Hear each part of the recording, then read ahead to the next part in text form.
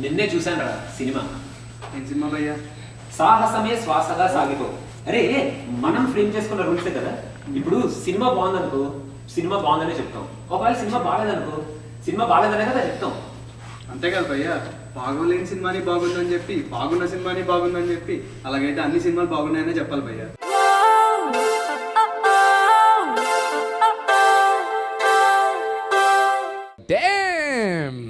Naga Chaitanya performance గురించి చెప్పాలంటే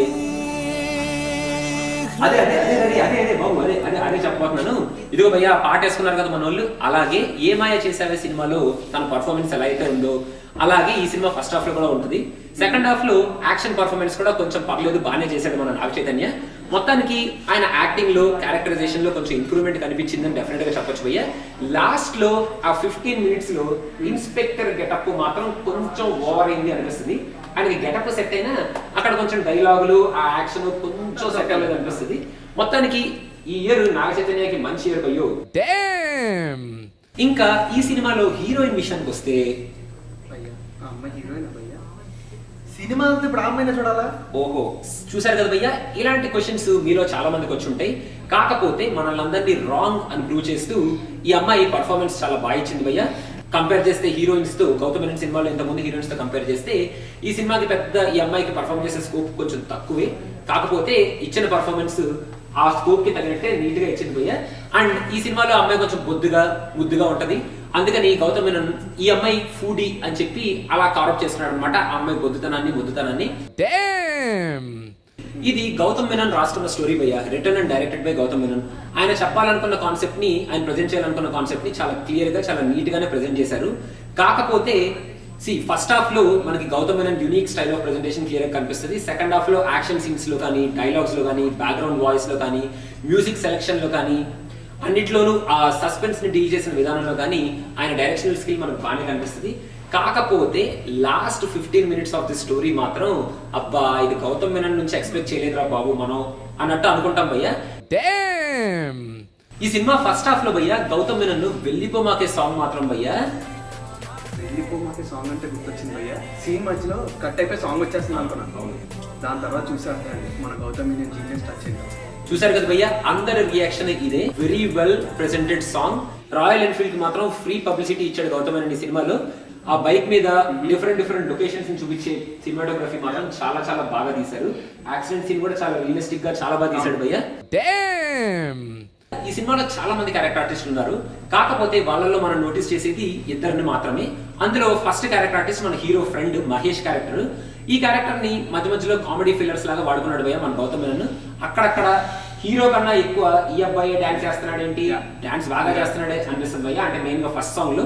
second half లో ఈ అబ్బాయి క్యారెక్టర్ చాలా బాగుంటది. అంటే ఒక ఫ్రెండ్ రియాక్ట్ అవుతున్నప్పుడు యాక్షన్ సీన్స్ లో వెనకాల నుంచి సపోర్ట్ ఇస్తూ నువ్వు సూపర్ రా అని చెప్పి ఎంకరేజ్ చేస్తూ మొత్తానికి రియలిస్టిక్ ఫ్రెండ్షిప్ లో చూపించాడు భయ్య. ఇంకా సెకండ్ క్యారెక్టర్ ఆర్టిస్ట్ విషయానికి వస్తే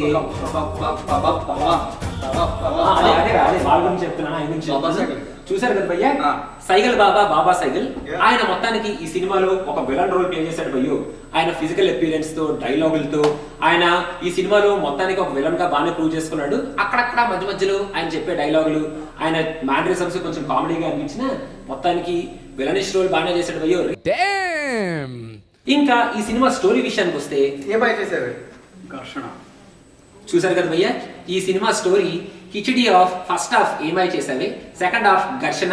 ఇది out and out love story కాదు, out and out action cinema కాదు, out and out suspense thriller కూడా కాదు. గౌతమ్ మీనన్ ఇలాంటి కిచిడి సినిమా ఇంతవరకు ఎప్పుడూ తీయలేదు. ఈ సినిమా ఫస్ట్ హాఫ్ చూస్తున్నంత సేపు సెకండ్ హాఫ్ లో అంత యాక్షన్ ఉండే ఛాన్సే లేదు అనుకుంటాం అందరిలాగా. కానీ ఇలాంటి సినిమాలో ఏ క్షణంలోనైనా ఏదో ఒకటి జరగచ్చు. అలా జరిగినప్పుడు ఆ సీన్స్ ని మనం చూడడానికి సిద్ధంగా ఉన్నామా లేదా అనేదే క్వశ్చన్. ఆ క్వశ్చన్ కి ఆన్సరే మనకి సినిమా ఎక్కడో క్లైమాక్స్ లో దొరుకుతుంది. మన పేషెన్స్ ని బాగా టెస్ట్ చేస్తుంది అన్నమాట సెకండ్ హాఫ్ లో. That is the Sahasame Swasaga Sagipo story. Second half లో సస్పెన్స్ ఎలిమెంట్ ఇంకొంచెం బాగా పిక్చరైజ్ చేసి ఉండాల్సింది. ఆ యాక్షన్ ఎపిసోడ్స్ కూడా ఇంకొంచెం తక్కువగా తీసి ఉండాల్సింది. హీరో ఫ్రెండ్ మహేష్ చనిపోయినప్పుడు ఆ ఏడుపు సీన్లు, అలాంటి సీన్లు మనకి ఎందుకు పోయాయి? అనవసరంగా తమిళ వాళ్ళు బాగా కనెక్ట్ అవుతారు, అగ్రి. కాకపోతే తెలుగు ఆడియన్స్ కి అలాంటి సీన్లు అంతగా పడవబోయా, మనకు నచ్చదు. మన హీరో బాబా సైకిల్ ని ఎంత కొట్టినా, గన్తో పేల్చినా, చిత్త కొట్టినా కూడా మళ్ళీ టెర్మినేటర్ లో విలన్ లాగా మళ్ళీ వెనక్కి వచ్చేస్తుంటాడు అనమాట. మళ్ళీ మనోడు తప్పించుకొని పారిపోతూ ఉంటాడు అనమాట. మళ్ళీ లాస్ట్ లో ఏదైనా ఘర్షణ సినిమా హీరోయిన్ చచ్చిపోయి మళ్ళీ తిరిగి వచ్చింది అనగానే wow what a presentation, we are expecting this only అనుకోవడానికి. అండ్ మనోడు పోలీస్ ఇన్స్పెక్టర్ అయిన సీన్ కూడా ఓకే, ఆ బ్యాక్గ్రౌండ్ మ్యూజిక్ తో ఆ ప్రెజెంటేషన్ తో చూడడానికి బాగానే ఉంది, కానీ పెద్ద అది కూడా పెద్ద పడలేదు భయ్యా. ఇంకా ఫైనల్ గా ఈ సినిమాకి మనం ఇచ్చే సినిమా పిచ్ పర్సెంటేజ్ ఎంతో తెలుసా? 60% ఇద్దాం. అది కూడా for Gautham Menon and his unique presentation of first half.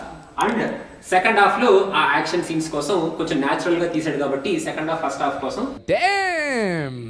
మొత్తానికి భయ్యా ఈ సినిమా ఒక డిజాస్టరస్ సినిమా అని మేము చెప్పలేం భయ్యా, అని మేము చెప్పట్లేదు. బ్యాడ్ మూవీ అని కూడా మేము చెప్పట్లేదు. గౌతమ్ మీనన్ ఆ ఇన్స్పెక్టర్ లూప్ లోంచి కొంచెం బయటకు వచ్చేసి ఈ సినిమాని సింపుల్ గా ప్లేన్ గా ఒక యూత్ఫుల్ లవ్ స్టోరీ లాగా కంప్లీట్ చేసేసి ఉంటే బాగుండేది.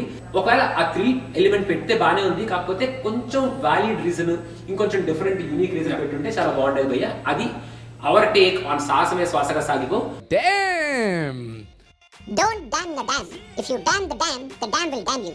It's not just damn, it's damn. Damn the damn. Damn, man.